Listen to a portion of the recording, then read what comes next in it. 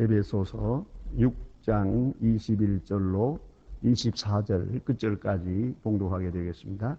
다 같이 한 목소리로 읽겠습니다. 나의 사정 곧 내가 무엇을 하는지 너에게도 알게 하려 하노니 사랑을 받은 형제요 주 안에서 진실한 일꾼인 두기고가 모든 일을 너희에게 알게 하리라. 우리 사정을 알게 하고 너의 마음을 위로하기 위하여 내가 특별히 저를 너희에게 보내었노라. 아버지 하나님과 주 예수 그리스도에게로부터 평안과 믿음과 겸한 사랑이 형제들에게 있을지어다. 우리 주 예수 그리스도의 변함없이 사랑하는 모든 자에게 은혜가 있을지어다. 아멘. 에베소서를 우리가 지금 공부하고 있었습니다. 오늘 25회입니다. 25회로 에베소서 강해가 오늘 끝나게 됩니다. 이 마지막 부분 안에서 지금 오늘 본문을 읽었습니다. 오늘 본문에 보면 자기 사정을 에베소 교회에 알리려고 하는 그러한 사랑의 마음과 그리고 또 하나는 마지막으로 에베소 교회를 향하여 축복하는 그런 축복 기도가 여기에 기록되어 있습니다. 에베소서 속에 이미도 여러 번 기도가 있었습니다. 바울은 이 편지 속에서 기도했습니다. 나는 이렇게 기도하노라 하고 여러 차례 기도한 내용이 있었음을 우리가 같이 보았습니다.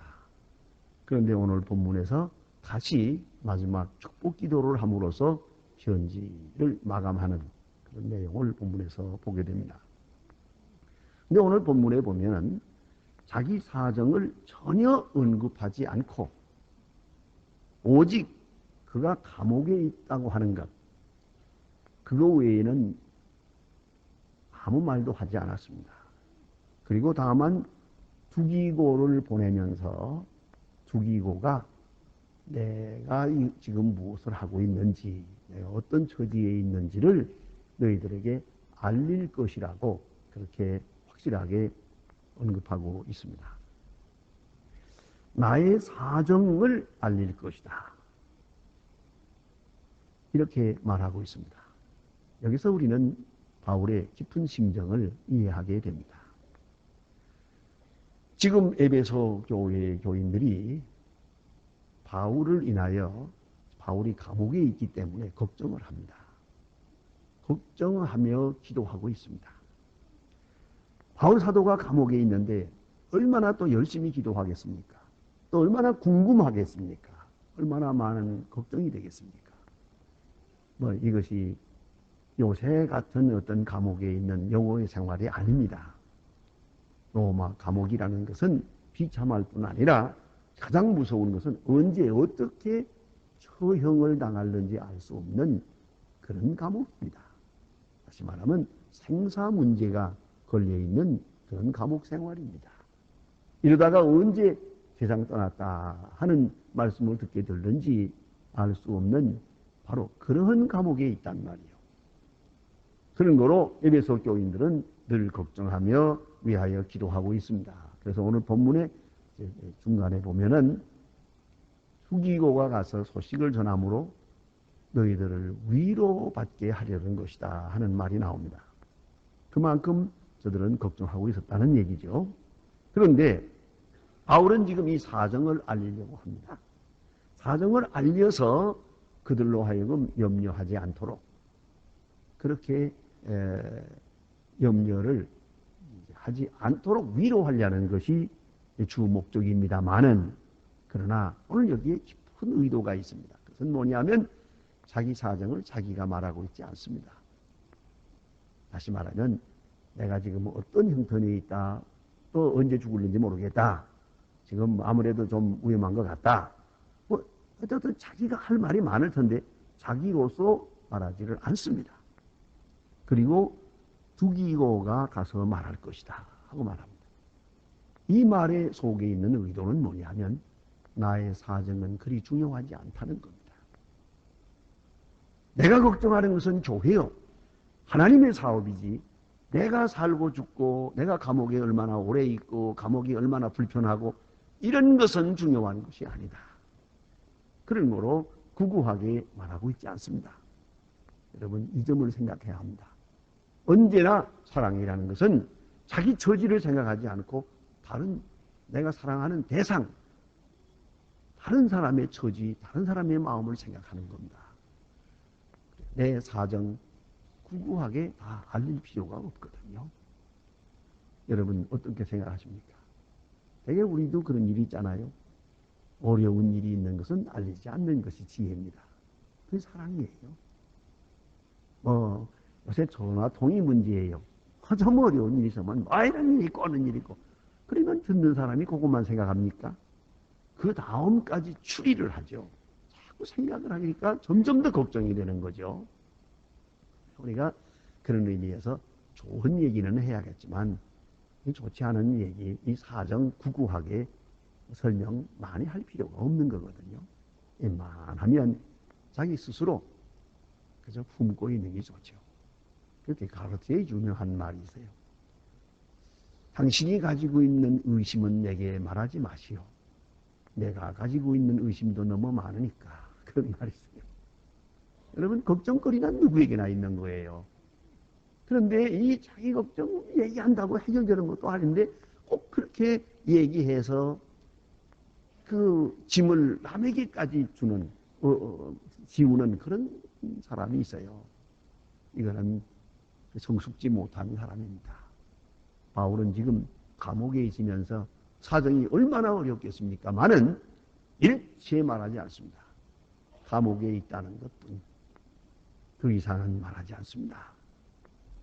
그리고 두기고가 다 보았으니까 보고 가서 말할 것이다. 저는 궁금한 게 하나 있어요. 두기고가 갈 때 바울이 뭐라고 해서 보냈을까? 이 편지에 없습니다. 얘기. 하지만 틀림없이 저는 이러해설이라고 생각합니다. 두기고야 가거든 내가 고생한다는 얘기는 하지 마라. 너 본대로 다 얘기하겠지만은 여기에 어려운 얘기는 하지 마라. 교인들에게 걱정 끼칠 얘기는 하지 말아다오. 꼭 그렇게 부탁해서 보냈을 것 같아요. 이것이 사랑이니까요. 그래서 두기고를 보냅니다. 그는 사랑받은 사람이요 또 진실한 일꾼이라고 합니다. 전적으로 믿어서요. 믿는다는 것은 두 가지예요. 하나는 그의 진실을 믿는 것이요 하나는 그의 능력을 믿는 거예요. 진실은 믿는데 능력을 못 믿으면 일을 맡길 수가 없어요. 가만히 보면 사람은 좋아요. 그런데 일 처리하는 거 보면 영 시원치 않아요. 일을 맡길 수가 없어요. 마치 뭐와 같은 거 아니 내가 그 사람은 믿지만은 그 사람이 운전하는 자동차는 탈 수가 없어요. 그 사람의 운전 기술을 못 믿으니까. 그 사람이 일부러 나를 위해서 이 운전을 실수할 건 아니에요. 정성을 다하겠지만은 워낙 능력이 기본적으로 부족하니까 할 수 없잖아요. 마음뿐이지. 그러니까 내가 믿는다고 할 때는 전적으로 믿는다고 할 때는 그 사람의 능력, 그 사람의 지혜, 그 지도력을 다 믿어야만 일을 맡길 수가 있는 것이거든요. 바울은 이 두기고를 믿습니다. 그래서 두기고가 가서 첫째는 사실대로 말할 것이다. 둘째는 그가 본대로 말할 것이다. 또 하나는 자기 의견을 거기에 넣어서 덕되도록 말할 것이다. 그걸 믿고 있어요. 틀림없이 가서 덕되도록 교회에 은혜되도록 말할 것이다. 그 점을 믿고 있는 것이에요. 그래서 두기고를 보내면서 아무 설명을 하지 않습니다. 그저 그가 가서 너희들에게 알려줄 것이다 라고 말합니다. 그 다음에 특별히 오늘 본문에 보면은 아주 지적해서 말합니다. 알게 하고 내 사정을 알게 하고 또 너의 마음을 위로하기 위하여 라고 말합니다. 아주 직설적으로 말했어요. 위로하기 위하여. 이 위로란 말은 용기를 준다는 말이에요. 하지만은 그 헬라 원문대는 파라클레토스라고 하면 파라클레오라고 하는 말은 원래 헬라 말은 곁으로 부른다 하는 말이지만 참으로 같은 처지에서 위로한다 하는 그런 뜻입니다. 자, 이제 한번 생각해 보세요. 감옥 밖에 있는 사람이 감옥 안에 있는 사람을 위로하는 거죠. 고생 안 하는 사람이 고생하는 사람을 위로하는 거지만 오늘 성경은 얘기가 그게 아니에요. 감옥 안에 있는 사람이 감옥 밖에 있는 사람을 위로하고 있어요. 이것이 사랑이라는 거예요. 여러분 어떻게 생각하십니까? 때로 병원에 입원해보면 그런 경우가 있단 말이에요. 병원에 입원해 있는 분은 방문해 보면 사실 병원에 입원해서 지금 아픈 사람은 지금 이미 아프니까요. 사실은 몸만 아프지 마음 아플 건 없어요. 몸만 아픈 거예요. 그러나 그를 지켜보고 간호하고 옆에서 돕는 사람은 마음이 아픈 거예요. 이게 묻습니다. 마음 아픈 거하고 몸 아픈 게 어느 쪽이 아픕니까? 알고 보면 사실은 옆에서 지켜보는 사람이 더 괴로워요. 특별히 우리가 어떤 때는 어린아이들이 아프던가 하면 차라리 내가 아파야 낫지. 차라리 내가 대신 죽어야 낫지 할 정도로 그렇게 느끼는 거란 말이에요. 그럴 때는 사실은 이게 위로가 말이죠. 건강한 사람이 병든 사람을 위로하지 못합니다. 위로받을 수도 없고요. 진짜 위로의 관계는 오히려 고난당하는 자가 고난 중에 받는 위로로서 다른 사람을 위로할 수가 있어요. 그래서 가끔 병원에 가보면 그런 경우가 있어요.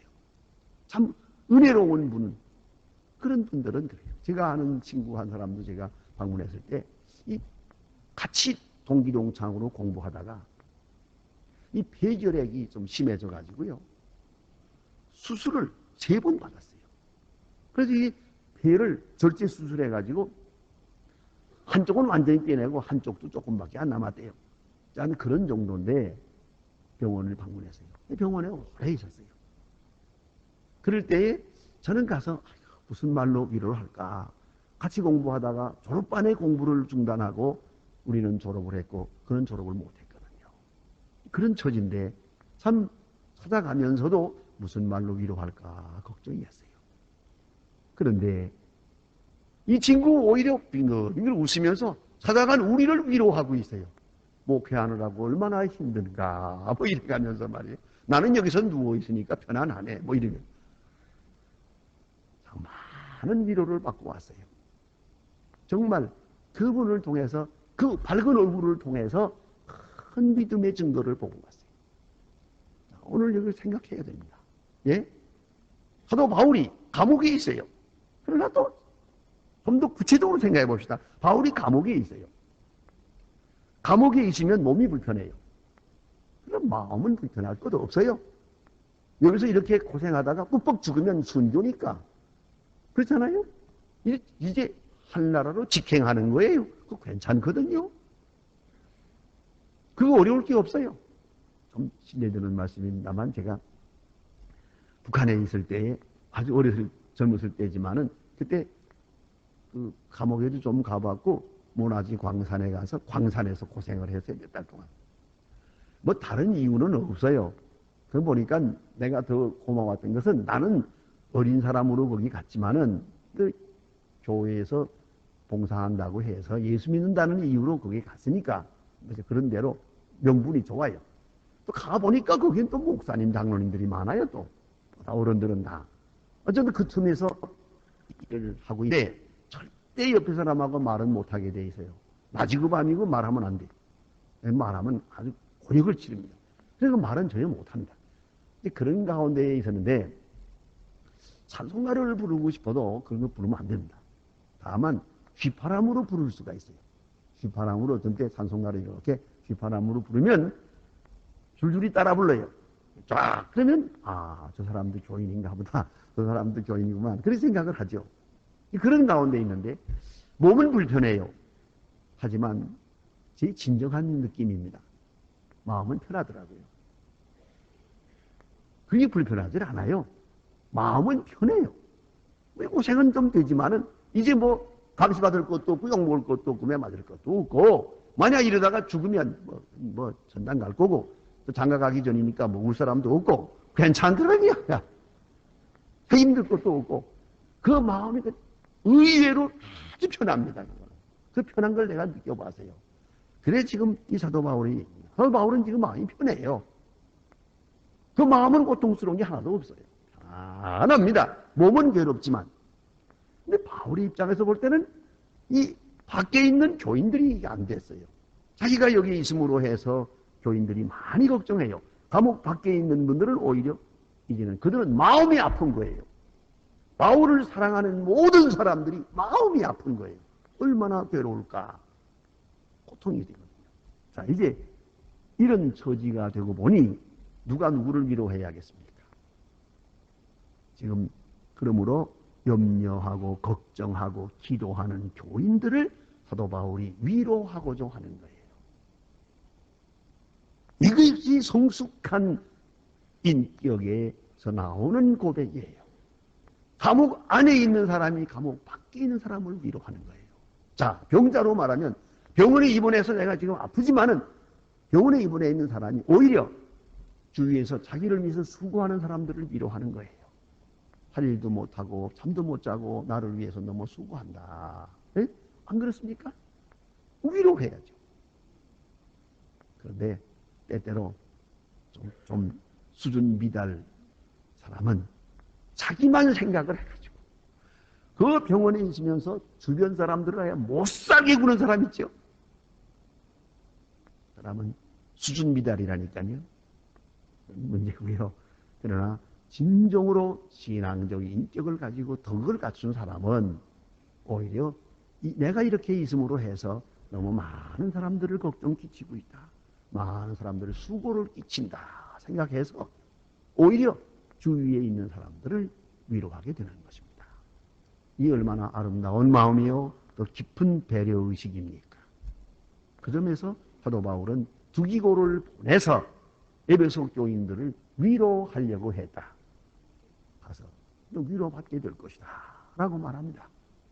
그러한 깊은 배려의식, 그런 사랑, 그런 인격 대단히 중요한 것이라고 생각합니다. 그 다음에 이제 오늘 본문에 그 다음 부분에 보면은 축복 기도가 있습니다. 우리가 이미 보았습니다마는 에베소서 1장 2절에도 보면 1장 2절에 하나님 우리 주 아버지와 주 예수 그리스도로 쫓아 은혜와 평강이 너희에게 있을지어다. 문안 속에서도 벌써 축복 기도했습니다. 은혜와 평강이 너희에게 있을지어다 축복했고 편지 마지막에 가서 다시 또 오늘 본문에 보는 대로 아버지 하나님과 주 예수 그리스도에게로부터 평안과 믿음을 겸한 사랑이 형제들에게 있을지어다 축복합니다. 이 편지는 축복으로 시작해서 축복으로 끝납니다. 이 또한 얼마나 아름다운 그리스도인의 매너인지 알 수가 없습니다. 깊은 것을 배워야 됩니다. 그래서 우리는 시작도 축복이요. 끝도 축복입니다. 항상 복비는 마음이 있어야 돼요. 그래서 예수님 제자들을 파송하시면서 그런 말씀하지 않았습니까? 어느 집에 가든지 아는 집이건 모르는 집이건 딱 들어갈 때는 복을 빌라 그랬잖아요. 그리고 그들이 복받을 만한 사람이면 복을 받을 것이고 복을 받지 못할 만한 사람이면 그 복이 내게로 돌아올 것이다. 그 말은 뭡니까? 자격을 묻지 말어. 복받을 만한 사람인지 아닌지 사람이 쓸만한지 아닌지 예수 믿을 것 같은지 안 믿을 것 같은지 알 바 없어. 우리는 축복을 할 그 의무밖에는 없어요. 누구에게나 복을 비는 거예요. 원수를 위해서도 복을 비는 거예요. 항상 복 비는 마음. 그것이 바로 그리스도인의 기본 자세라는 것을 잊지 말아야 합니다. 이 편지도 시작도 축복이요. 끝도 축복이요. 자, 그리고 여기 보니까 복의 근원, 복을 주는 자가 누구냐 할 때에 하나님과 주 예수 그리스도 이렇게 말합니다. 간단한 말씀입니다만은 신학적으로는 매우 중요한 것입니다. 복이 하나님으로부터 그리스도를 통하여 오는 것이 아니고 하나님과 그리스도로부터라고 말합니다. 이것은 신학적으로 말하면 삼위일체 교리의 뿌리가 되는 겁니다. 삼위일체, 예수님이 하나님 되심이 삼위일체 되시는 하나님이라고 하는 것을 증명하는 내용 가운데 가장 큰 것이 죄사하는 권세를 행사하는 것이죠. 하나님 외에는 누구도 죄사할 수가 없어요. 그런데 내 죄 사했느니라 하는 사죄권 행사, 이것이 예수가 하나님됨을 증명하는 첫째예요. 또 그 다음에 우리 아시잖아요. 우리가 늘 외우는 말씀이죠. 볼지어다 내가 세상 끝날까지 너희와 항상 함께 있으리라. 이것이 바로 삼위일체를 말하는 것이에요. 그런데 오늘 간단히 지나오지만 여기 축복하는 것, 하나님과 예수 그리스도로부터 은혜와 축복이 있을지어다. 이거는 복의 근원으로서 예수 그리스도를 말하게 됩니다. 이것이 바로 하나님과 예수를 동등하게 생각하는 것입니다. 그래서 이 삼위일체적 교리에 근거해서 축복이 이루어지는 겁니다. 그렇기 때문에 축도 이런 거 아시잖아요. 축도할 때는 반드시 예수 그리스도의 은혜와 아버지 하나님의 사랑과 성령의 교통, 꼭 삼위일체. 그래서 우리 교회에서 예배할 때 맨 처음 시작할 때에 하나님께 영광, 그리스도와 성령께 은혜 찬양하는 내용이 첫째예요. 성부, 성자, 성령 하고 마지막 축도 예배 끝날 때 성부, 성자, 성령 이렇게 예배학적으로 짜여지는 거죠. 근데 오늘 여기도 보니까 하나님과 주 예수 그리스도로부터 라고 하는 복의 근원을 삼위일체적 교리에 근거해서 말씀하고 있습니다. 그 다음에 여기 보니까 평안과 믿음과 함께하는 사랑이 있을지어다 이렇게 말하고 있습니다. 이 축복을 선포하고 있습니다. 있을지어다라고 축복을 선포하는 거예요. 축복이 있으라 하고 선포하는 거예요. 축복이 있기를 기도합니다. 그게 아니에요. 이건 기도가 아니에요. 축도입니다. 그걸 우리가 잊지 말아야 합니다. 프레이어가 아니고 베네딕션이에요. 축복을 선포하는 거예요. 복이 있으라 하는 것이요. 고로서 있을지어다 라고 말하죠. 축복을 선포하는 것이 바로 축복의 본의미다 하는 것입니다. 그런데 뭘 빌고 있는 거 아니? 평안을, 하나님이 평안을 주세요. 하나님으로부터 평안이, 평강, 영어로는 peace고요. 원래는 에레네라고 하는 거예요. 평강. 우선 이스라엘 사람들의 개념으로서는 샬롬입니다. 히브리 사람들의 개념은 샬롬이고 헬라 사람들의 개념에는 에이레네입니다. 평안입니다. 그래서 평안의 평강,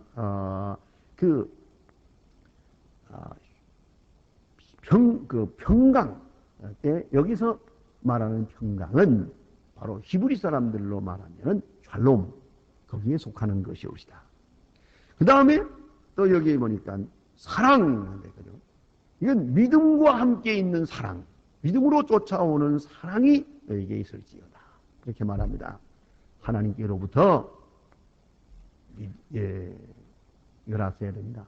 평강이 주어지고 하나님께로부터 믿음이 주어지고 하나님께로부터 사랑이 주어집니다. 우리 에베소서에서 이미 공부했습니다. 믿음은 하나님이 주시는 선물이라고. 믿음이 하나님으로부터 오는 선물이에요. 사랑도 선물이에요. 제가 그래서 결혼 주례할 때마다 맨 마지막에 제가 꼭 한마디 하는 게 있지 않습니까? 그 제가 빼지 않고 꼭 한마디 합니다.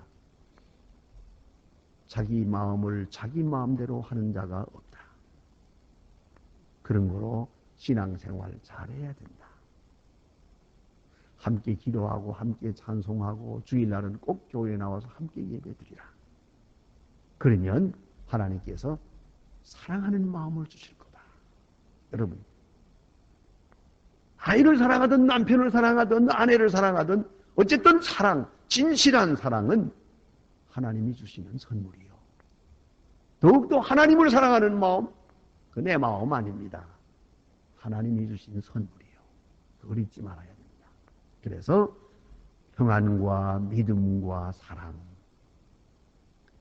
하나님이 당신들에게 줄 것입니다 라고 선포하고 있습니다. 우리가 깊이 생각해야 될 중요한 문제입니다. 심리학자 프로이드는, 심리학자 에릭 프롬은 이렇게 말합니다. 인간의 모든 불만은 사랑의 분리에서 비롯된다. 그래서요. 모든 불만, 모든 원망, 모든 걱정, 알고 보면 사랑 결핍에서 오는 거예요. 우리가 하나님 앞에 열심히 기도합니다마는 어느 신학자는 그렇게 말해요. 모든 기도 응답은 한마디로 요약된다 그랬어요. 하나님의 사랑입니다. 내가 어떤 형편에 있든지 그건 상관없어요. 하나님께로부터 분명하게 내가 너를 사랑한다 라고 들려오면 그것으로 충분해요. 그걸 잊지 말아야 돼요. 그런 거로 사도 바울은 평안과 믿음과 사랑이 있을지어다. 이 근본적인 문제의 해결 그리고 복을 빌고 있습니다. 그 다음에 여기에 주신 말씀 보니까 마지막에 이건 여러 편지에 없고 오로지 에베소서에만 있는 마지막 축복입니다. 우리 주 예수 그리스도를 변함없이 사랑하는 모든 자에게 은혜가 있을지어다. 이 축복이 두 번 있어요. 일반적인 축복은 형제들에게 있을지어다 그러고 특별한 축복이요. 우리 주 예수 그리스도를 변함없이 사랑하는 자에게 불변하게. 저는 이 말씀을 읽을 때 생각나는 요절이 있어요. 성경 구절이 있습니다. 그것이 바로 요한계시록 2장 1절입니다. 요한계시록 2장 1절로 7절까지 보면 일곱 교회에 주시는 메시지 중에 첫째, 에베소 교회에 주는 말씀이 있거든요. 에베소 교회에 주는 예수 그리스도의 종말론적인 메시지 중에 보면은 에베소 교회는 보니까 수고하고 인내하고 분별하고 견디고 부지런하고 좋은 점이 많아요. 다 칭찬하고 나서 그러나 한 가지 부족한 것이 있으니 처음 사랑을 버렸느니라 그래요. 에베소 교회가 좀 흔들렸어요. 첫사랑을 버렸어요. 사랑이 변했어요. 오늘 본문의 말씀과 이렇게 매칭이 되지 않습니까? 예수를 변함없이 사랑하는 자에게 첫사랑으로 줄기차게 사랑하는 거죠. 그런데 첫사랑이 빠져나갔어요. 첫사랑, 처음 사랑이 없어요. 그것이 에베소 교회를 향한 책망의 말씀이 옵시다.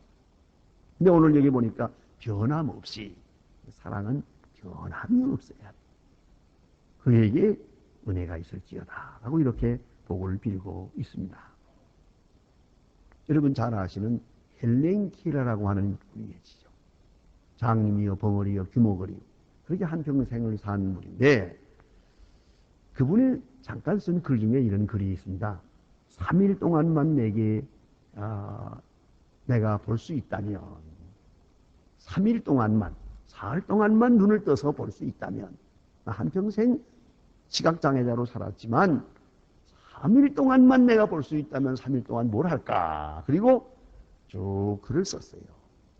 다 말씀을 드리지 못하지만 그 말씀 중에 이런 말이 있어요.